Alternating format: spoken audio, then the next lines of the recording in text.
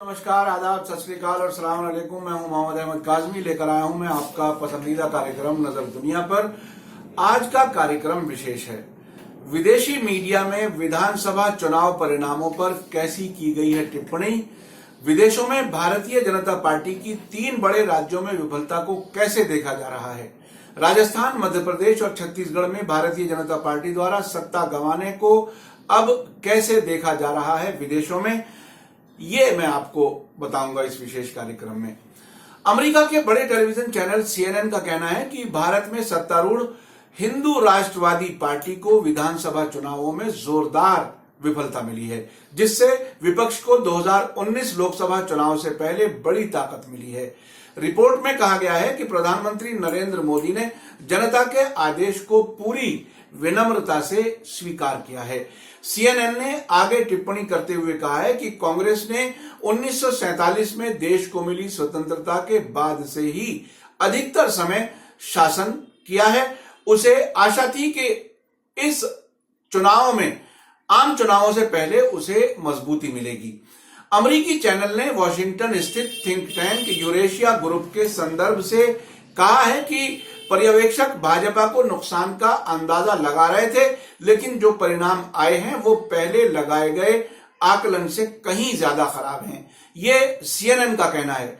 साथ ही नई दिल्ली स्थित सेंटर फॉर पॉलिसी रिसर्च के नीलांजन सरकार के हवाले से CNN ने कहा है कि भाजपा के खिलाफ बहुत गुस्सा है, जिससे वे अब से पहले किसी तरह से टालते रहे हैं। यानी इस गुस्से को अब से पहले वो बीजेपी वाले अपने तरीके से टालते रहे हैं, लेकिन अब ये गुस्सा एक तरह से परिणामों के तौर पर सामने आया है विधानसभा चुनावों में।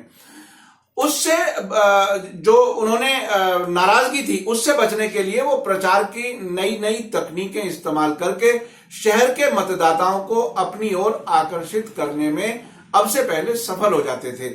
नीलांजन सरकार की बात को CNN ने महत्व के साथ बताया है कि ऐसा लगता है कि किसानों में मोदी सरकार के विरुद्ध ज्यादा गुस्सा पाया जाता है, लेकिन आम चुनावों से कुछ महीने पहले मोदी की लोकप्रियता खत्म होनी शुरू हो गई है।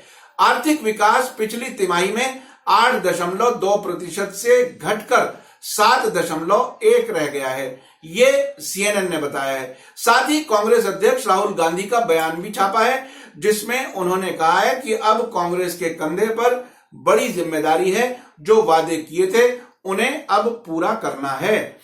उन्होंने ये भी कहा कि देश भर में एक सवाल पूछा जा रहा है, ये राहुल गांधी ने पूछा है। ये सवाल पूछा जा रहा है कि नई पीढ़ी का भविष्य क्या होगा और उनके लिए देश कैसे रोजगार के अवसर उत्पन्न करेगा। ये बात पूरे देश में महसूस की जा रही है कि मोदी ने जो वादे किए थे उनको वे पूरा नहीं कर सके। उधर BBC लंदन की रिपोर्ट में कहा गया है कि भारत की सत्तारूढ़ राष्ट्रवादी भारतीय जनता पार्टी ने मुख्य राज्यों में अपनी विफलता को स्वीकार कर लिया है। इस तरह से कांग्रेस एक बार फिर आखिरकार महत्वपूर्ण पार्टी के रूप में उभरी है। प्रधानमंत्री नरेंद्र मोदी ने विपक्ष को उनकी सफलताओं पर मुबारकबाद दी है। ये बात उन्होंने बहुत ही प्रमुखता से छापी है BBC लंदन ने, और ये कहते हुए कि वे जनता के आदेश को विनम्रता से स्वीकार करते हैं। BBC लंदन के अनुसार छत्तीसगढ़ और मध्य प्रदेश को भारतीय जनता पार्टी का गढ़ माना जाता रहा है। परिणाम को समझने के लिए BBC ने कहा है कि 2014 के आम चुनावों में कांग्रेस को 543 में से केवल 44 लोकसभा सीटें मिली थीं, जो केवल 20% वोटों पर आधारित थीं।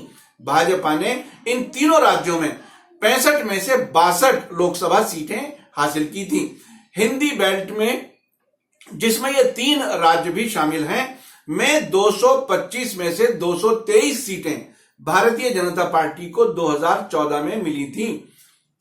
दूसरी तरह से समझाते हुए ये कहा है कि 2013 विधानसभा चुनावों के मुकाबले में कांग्रेस ने 163 सीटें अधिक जीती हैं, जो पार्टी की बहुत बड़ी सफलता है। इससे कांग्रेस कार्यकर्ताओं में हिम्मत बढ़ेगी, ये BBC कह रहा है। कांग्रेस कार्यकर्ताओं में हिम्मत बढ़ेगी, क्षेत्रीय दलों में इसकी स्वीकार्यता बढ़ेगी। यानी जो क्षेत्रीय दल हैं वो कांग्रेस के साथ मिलकर के एक तरह से गठबंधन बनाने में भी कांग्रेस को आसानी होगी और पार्टी अध्यक्ष राहुल गांधी की छवि भी सुधर जाएगी या सुधरेगी। बीबीसी का कहना है कि इससे बहुत बड़ा मैसेज जाएगा कि मोदी की भाजपा को हराया जा सकता है। आपको याद होगा जब चुनाव प्रचार हो रहे थे तो बार बार बीजेपी वाले ये कह रहे थे कि बीजेपी को हराना पॉसिबल नहीं है। अक्सर कैंपेन का हिस्सा ये भी था कि अगर मोदी नहीं तो कौन, ये कहने का भी प्रयास करते थे कि मोदी जी के अलावा कोई और नेता नहीं है। लेकिन इन राज्यों के चुनावों में, खासतौर पे इन 3 राज्यों में जो हिंदी बेल्ट में से हैं, जहां बीजेपी का जिसे गढ़ समझा जाता था, वहां पर कांग्रेस की सफलता जो है वो ये बता रही है कि बीजेपी को हराया जा सकता है। ये एक तरह से मैसेज बहुत बड़ा गया है। इस सबसे महत्वपूर्ण ये है कि आम चुनावों से पहले कांग्रेस को और मजबूती मिलेगी। भाजपा की नीतियों पर टिप्पणी करते हुए बीबीसी ने कहा है कि हाल ही में उसने अयोध्या में मंदिर बनाने की मुहिम छेड़ी थी, जहां पर 16वीं शताब्दी की मस्जिद को भीड़ ने 1992 में ध्वस्त कर दिया था। अब मैं खाड़ी के जो देश हैं उनमें एक सबसे बड़ा चैनल समझा जाता है जो कतर से है, अल जजीरा, उसने क्या कहा है ये मैं आपको बताऊं। खाड़ी के देशों में सबसे पॉपुलर टीवी चैनल अल जजीरा ने भी 3 महत्वपूर्ण राज्यों में भाजपा की विफलता पर कुछ इसी तरह की टिप्पणी की है। इसने हेडिंग लगाई है, भारत की सत्तारूढ़ हिंदू राष्ट्रवादी पार्टी राज्य विधानसभाओं में नाकाम। साथ ही उसने कहा है कि विपक्षी दल कांग्रेस की राज्यों में मिली कामयाबी से उसे 2019 के आम चुनावों में मजबूती से लड़ने के लिए खड़ा कर दिया है। यानी इन चुनावों के नतीजों ने कांग्रेस को एक तरह से मजबूत कंटेंडर, मजबूत पार्टी के तौर पर बीजेपी के सामने खड़ा किया है। जैसा कि पहले छवि थी वो 44 एमपी वाली, अब वो छवि नहीं रहेगी, ये कहना है अल जजीरा का। अल जजीरा ने इन चुनाव परिणामों को 2014 में भाजपा की केंद्र में भारी बहुमत से बनी सरकार के बाद पार्टी की सबसे बड़ी चुनावी विफलता बताया है। इससे विपक्ष को 2019 आम चुनावों से पहले मजबूती मिली है। उसका समझना है कि 3 राज्यों में मिली विफलता के बाद केंद्र की भाजपा सरकार ग्रामीण क्षेत्रों में अधिक धन खर्च कर सकती है, जहां 1.3 अरब जनता रहती है। यानी ये जितने जो खास तौर पे हिंदी बेल्ट के जो 3 राज्यों का जो मैंने जिक्र किया, मध्य प्रदेश, राजस्थान और छत्तीसगढ़, यहां की ज्यादा जनता ग्रामीण क्षेत्रों में रहती है, गांवों में रहती है। राजनीतिक परिवेशकों का कहना है कि भाजपा की विफलता ग्रामीण क्षेत्रों में भाजपा से नाराजगी दर्शाती है, ये अल जजीरा कह रहा है, जिसके कारण कांग्रेस के नेतृत्व में विपक्षी दलों के इकट्ठे होने की संभावना और बढ़ी है। अल जजीरा ने कांग्रेस के प्रवक्ता संजय झा के हवाले से कहा है कि किसानों में बेचैनी, नौजवानों में बेरोजगारी और समाज में ना बराबरी चुनावों में सबसे बड़े मुद्दे थे। उन्होंने अल जजीरा को बताया कि दलितों और अल्पसंख्यकों पर भाजपा शासन में हमलों से भी लोग भाजपा से दूर गए हैं। आपने हर दिन अखबारों में आता था, कहीं मॉब लिंचिंग से लोगों को मार दिया, कहीं किसी भी तरह से भीड़ तंत्र जिस तरह से बनता जा रहा था, वो उसकी तरफ विदेशों के जो मीडिया हाउसेज हैं, मीडिया ऑर्गेनाइजेशंस हैं, उस पर टिप्पणी कर रहे हैं और ये बता रहे हैं कि ये कारण है मोदी जी की भाजपा के हारने के।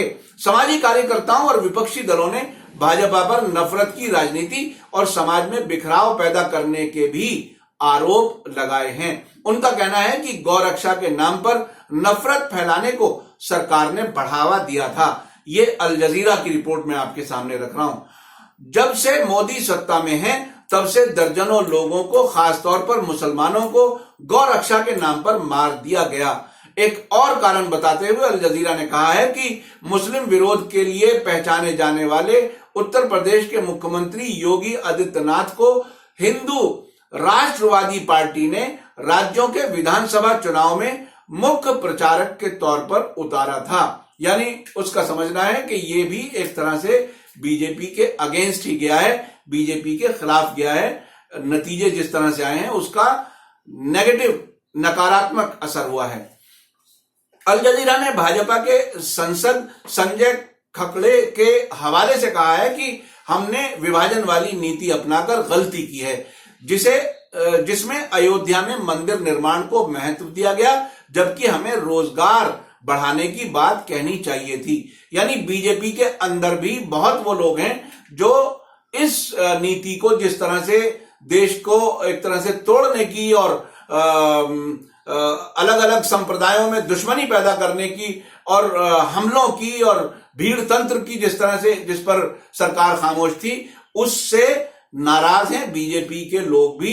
ये इन सांसद के संजय खकड़े के बयान से ये सामने आ रहा है कि ऐसा हमें नहीं करना चाहिए था। हमने मोदी के 2014 के विकास के नारे को भुला दिया है, ये भी उन्होंने कहा है। यानी हमें विकास की बात करनी चाहिए थी, ना कि समाज को तोड़ने वाली और नफरत फैलाने वाली। ये समझदार लोग जो बीजेपी में भी हैं वो इस बात को बाकायदा महसूस करते रहे हैं और जैसे ही चुनाव परिणाम सामने आए हैं ये दोहराई गई है बात और बीजेपी के नेता खुद इस बात को, इस नीति को, जो विभाजन वाली नीति और जो मंदिर मस्जिद का इशू इलेक्शन के समय पर उठाया जाता है, उसके वो खिलाफ हैं। तो आपको मैं ये बता दूं कि नजर दुनिया पर कार्यक्रम के बारे में कई और विचार विमर्श किए जा रहे हैं। सोचा जा रहा है कि इसको और बेहतर कैसे बनाया जाए।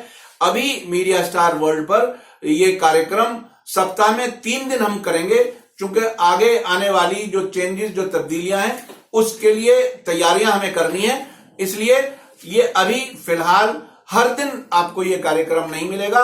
ये हो सकता है 1-2 हफ्ते इस तरह से रहेगा, फिर हम उसकी बाकायदा घोषणा करेंगे कि आने वाले समय में हम किस तरह से किन खबरों को कैसे कार्यक्रम में पेश करेंगे, ताकि ज्यादा से ज्यादा लोग इसमें इसको देख सकें। एक राय ये भी है कि देश के अंदर की खबरें भी शामिल की जाएं। ये मुझे लगता है कि शायद हमें ऐसा करना होगा और अंतर्राष्ट्रीय समाचारों को भी हम स्पेस देंगे, लेकिन वो किस तरह से तालमेल होगा वो हम आपको घोषणा के जरिए बताएंगे। और आपको ये कार्यक्रम कैसा लगा जरूर टिप्पणी में लिखिए और बताइए कि इसमें और क्या बेहतरी आ सकती है। आपके भी अगर दिमाग में कोई इसमें कोई परिवर्तन लाने की बात, बेहतरी लाने की बात अगर कुछ है तो वो आप हमें जरूर कमेंट्स में लिखिए। आप हमारे इस कार्यक्रम को फेसबुक, इंस्टाग्राम और ट्विटर पर भी फॉलो कर सकते हैं। इसी के साथ मैं लेता हूं इजाजत। धन्यवाद, शुक्रिया। जय भारत, जय हिंद।